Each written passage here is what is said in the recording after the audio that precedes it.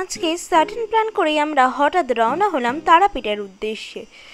তারাপীঠ যাওয়ার জন্য হাওড়া স্টেশন থেকে মা তারা এক্সপ্রেস সহ জয়নগর এক্সপ্রেস আরও বিভিন্ন ট্রেন অ্যাভেলেবেল আছে, কিন্তু আমরা গেছিলাম গাড়ি করে, কারণ প্ল্যানটা ছিল খুবই সাডেন। আমরা উঠেছিলাম হোটেল তীর্থতে। প্রত্যেকবার তারাপীঠ এলে আমরা এই হোটেলেই উঠি, আর এই হচ্ছে হোটেলের রুম, যেটা অ্যাভারেজ ভালোই দাম অনুযায়ী।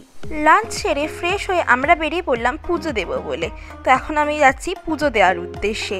আমাদের হোটেল থেকে মিনিট 5 হাঁটার পরেই তারাপীঠের মন্দিরটা পড়ে। আমরা হেঁটেই চলে গেলাম।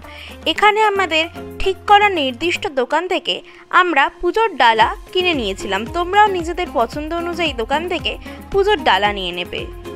সবাই জানে 51টি সতীপীঠের মধ্যে একটি হলো এই তারাপীঠ। বলা হয় এখানে দেবী তৃতীয় চোখ এসে পড়েছিল। আজ আর এর ইতিহাস নিয়ে বেশি কিছু না বলে চলো মন্দিরের ভিতরে যাই।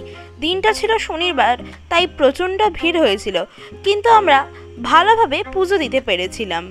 মন্দিরের ভিতরে ফোন অ্যালাউ কিনা জানি না, কিন্তু আমি মন্দিরের ভিতরে ভিডিও করিনি। সো চলো, পুজো দিয়ে আমরা এখন বেরিয়ে এসেছি, এবারে যাওয়া যাক। প্রথমে মন্দির থেকে বেরিয়ে প্যাড়া কিনলাম, তারপরে এলাম মহাশ্মশানে। এখানে ঠিক আগের মতন আর কিছু নেই, অনেক কিছুই বদলে গেছে।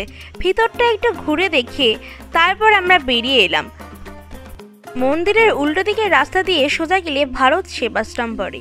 এই জায়গাটা খুবই সুন্দর লেগেছে আমার।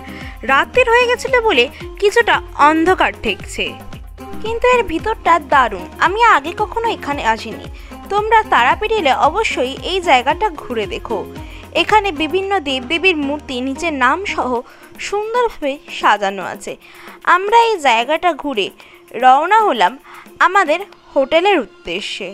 তার আগে বলে দিই, তারাপীঠ এলে এই জায়গাটা নিজেদের লিস্টে অ্যাড করতে ভুলো না। আর একটু সকাল সকাল আসলে বাইরের ভিউটা আরও সুন্দর দেখতে পাবে, যেটা আমরা দেখতে পেলাম না। আজকের ভিডিও এই অবধি। খুব শীঘ্রই ফিরছি দ্বিতীয় পার্ট নিয়ে। টাটা, দেখা হচ্ছে নেক্সট ভিডিওতে।